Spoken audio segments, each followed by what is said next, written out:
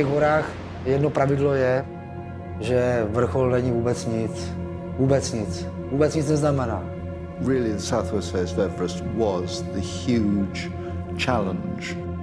Čo môže byť väčšou výzvou, keď taká autorita, ako je Bonington, povie, že tá juhozápadná stena je ľahkým spôsobom nepreleziteľná.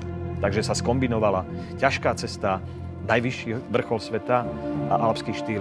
Prvý deň sa chlapci dostanú až nad kľúčové miesto, tak druhý deň vrchol a kus zostupu.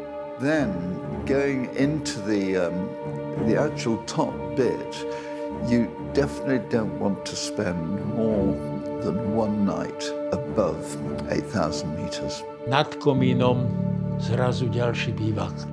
Čo je? Travers je čistý ľad. Prišla šokujúca správa, že oslepli. Das ist Wahnsinn. Milánko, prosím, každý krok. To na dvojka volá Boningtona, prepínam. Vydoluj z nich. Každý meter je šanca. Each generation pushes the bar slightly higher.